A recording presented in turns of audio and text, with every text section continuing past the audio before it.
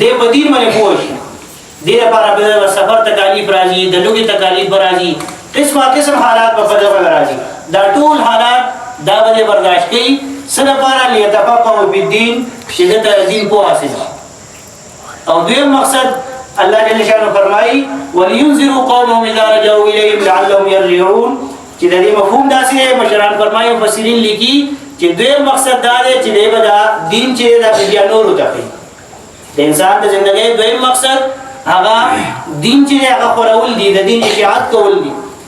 او دغه دین د وجنه الله جل شانه طرف نه چې انسان سره کامیابی وعده ده. کوم انسان چې دیندار جوړ شو دی به کامیاب وي. او دا مهمي واقعات موږ تاسو بار بار اورو. د غټ غټ هستیانې په دنیا کې چې کوم تیر شوي دي هغه ټول د چا چې نن پورې چې نوم موږ اخلو او نن دی هغه نوم ژوندی دی او د هغوی نوم موږ په فخر سره اخلو او د هغوی نوم اخیستلو کې موږ ځان لپاره ثواب ګڼو. عزتمند مشران دا څه وجه وه؟ هم صرف او صرف دغه وجه وه چې هغو دین زده کړی و، د دین څه وجه هغو ته حاصل شوی او بیا یې دین دپاره خپله زندګي وقف کړې وه او نورو خلکو ته چې دا پیغام رسولی و. نن زمانې پورې د هغې نوم چې دی هغه ژوندی دی او د هغې نوم اخیستلو کې موږ ځان لپاره ثواب ګڼو او د هغې په معمولي ګستاخۍ باندې معمولي بېادبۍ باندې موږ چې سر ورکولو ته تیار یو.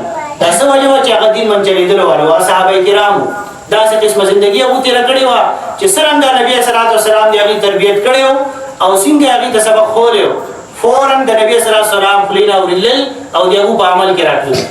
دین د وجه هغه کامیاب و. د دنیا غټ غټ کارونه د دین معمولي تقاضي مخکې هغو ته پرېښودل دا هېڅ ګران دي. څنګه چې تبلیغ والا حضرات فرمایي چې صحابه کرام خپل دا معمول جوړ کړی و چې چېرته به د دنیا او د دین ټکراو راغی نو دنیا به غوشاته وغورځول او دین به چې مخکې. د نن زمانې فرق او د صحابه کرامو زمانې فرق هغه صرف او صرف دغه دی چې موږ دنیا مخکې کړې ده او دین وروستو کړی دی. د معمولي دنیا لپاره د دین یو غټه تقاضا هغه چې موږ نه پاتې شي او موږ چې هغه دنیا طرف ته متوجه شو. عزتمند مشرانو دنیا مونږ په مخ روانه ده، هغه دنیا هم زموږ په لاس رانغله او دین هم موږ شاته وغورځو، هغه هم موږ نه پاتې شو. دې لپاره عزتمند مشرانو په خپل ځان باندې رحم کول دي او خاص طور سره د دې خبرې خیال ساتل دي چې موږ نه چې دین مخکې څومره شوي دي هغې باندې موږ پیمانتیا اختیار کړو او راروان وخت لپاره موږ په خپله هم عزم وکړو او کم از کم دا په موږ باندې حق دی، دا په موږ لازم ده او دا زموږ فرض منصبي ده چې موږ خپل بچو ښه تربیت وکړو. او د بچو ښه تربیت لپاره ښځې چې دی هغه مدرسه ده. موږ تاسو ګورو کوم بچی چې مدرسې سره تعلق وي او د هغه په زندګۍ کې دین چې هغه راځي او دغه شان هغې د قرآن تعلیم حاصلوي هغه یو کامیاب انسان جوړېږي. په دنیا کې هم د هغې عزت وي او هر سړی ورته د عزت په نګاه سره ګوري او په آخرت کې همیشه لپاره هغه سره د کامیابۍ وعدې دي، د انعاماتو وعدې دي.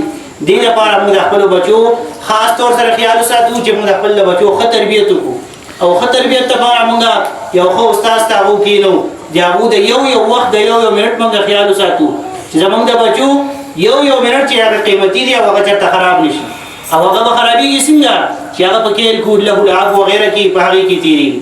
بچو دپاره پلار چې دا اولنی څنګه چې فرمایي چې مور اولنی مدرسه د مور جوړی دا بچي دپاره اولنی مدرسه ده چې دې نه یو سړی خراب شي او بچی خراب شي یعنې د والدینو تربیت نه دی خراب شي والدین د تربیت خیال ونه ساته دا بچی چې د ناکامۍ طرف ته روان شي.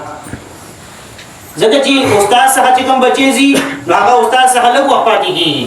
سکول ته لاړ شي 4-5 ګنټې هغه استاد سره ناست وي، مدرسې ته راشي زیات نه زیات 1 ګنټه 1 نیمه ګنټه